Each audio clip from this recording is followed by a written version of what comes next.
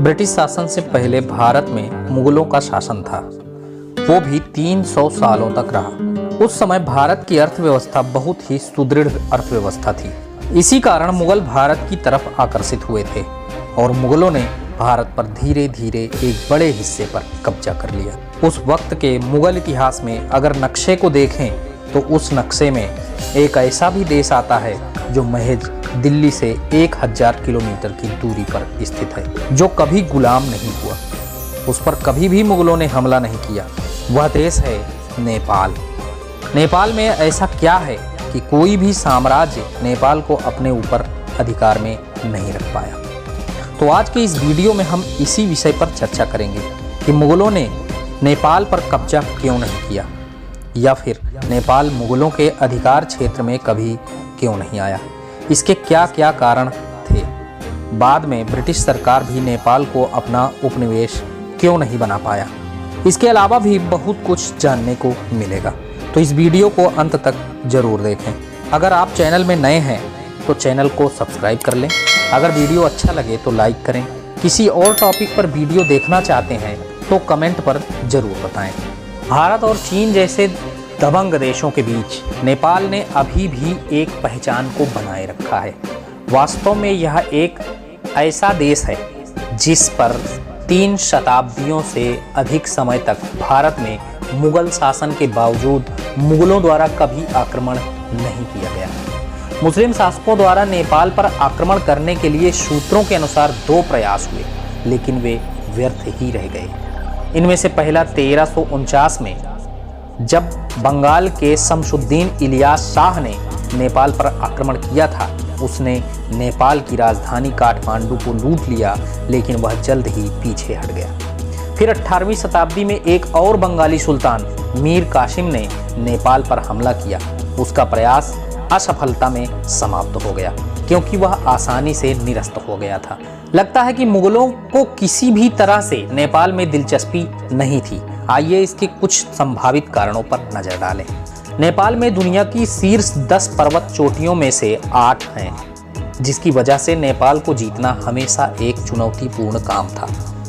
उस समय जब मुगलों ने भारत पर शासन किया था, युद्ध ज्यादातर घोड़ों, ऊंटों और हाथियों के इस्तेमाल से लड़े गए थे। इस प्रकार ऊंचे ऊंचे पहाड़ों ने उनके लिए युद्ध करना अधिक चुनौतीपूर्ण बना दिया। ऐसे आकार के पहाड़ों को पार करना बहुत मुश्किल काम था और मुगल हिमालय की ठंड में अपनी सेना को खोने का जोखिम नहीं उठा सकते थे। नेपाल को जीतने में आर्थिक रूप से लाभ की संभावना नहीं थी। नेपाल जैसे देश पर हमला करने के लिए बहुत सारे संसाधनों की आवश्यकता थी, लेकिन पुरस्कार पर्याप्त नहीं थे। ऐसा नहीं था कि नेपाल गरीब था। काठमांडू की घाटी आर्थिक रूप से बहुत मजबूत थी। नेपाल भारत तिब्बत व्यापार का केंद्र था। काठमांडू के बुनियादी ढांचे और वास्तुकला को देखते हुए नेपाल को एक गरीब देश के रूप में देखना हानिकारक होगा। निश्चित रूप से उनके पास बहुत अधिक आर्थिक शक्ति थी, लेकिन उन पर हमला करना एक महंगा मामला था। इसे एक जोखिम माना जाता था जो लेने लायक नहीं था। मुगल शासकों का एक शाही समूह था। जब तक एक राज्य उनके कुछ काम का नहीं था, वे उस पर अपना समय, ऊर्जा और अन्य संसाधन बर्बाद नहीं करते थे। जबकि नेपाल में हिंदुओं और बौद्धों के धार्मिक हित थे, मुसलमानों के पास कोई नहीं था। नदियों और पहाड़ों के उपासक होने के कारण हिंदुओं को हिमालय से लगाव था। इसी तरह बौद्धों ने भी अपने भिक्षुओं को पहाड़ों पर भेजा।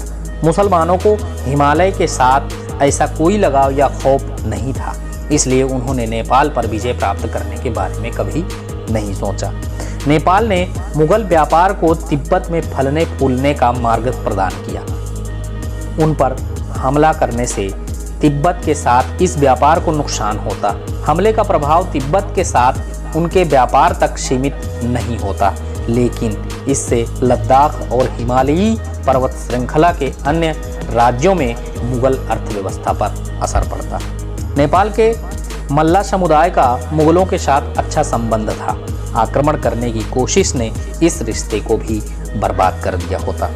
यहाँ तक कि अगर मुगलों ने एक बार के लिए उपरोक्त सभी कारणों को नजरअंदाज कर दिया होता, तब भी नेपाल पर आक्रमण करने में समझदारी नहीं थी।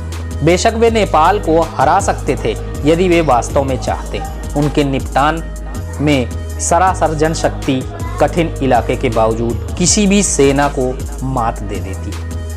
लेकिन यह एक ऐसी विरोधी आबादी पर कब्जा होता जो मुगल खजाने के साथ साथ सेना में भी छेद कर देती। पहाड़ों के लोग एक विशालकाय झुंड थे जो अंततः विद्रोह कर देते। अक्सर यह दावा किया जाता है कि गोरखा साम्राज्य के कारण नेपाल पर कभी आक्रमण नहीं किया गया था। हालांकि सच्चाई यह है कि ऐसा युद्ध कभी नहीं हुआ जिसने वास्तव में उनकी बहुप्रचारित बहादुरी का परीक्षण किया हो।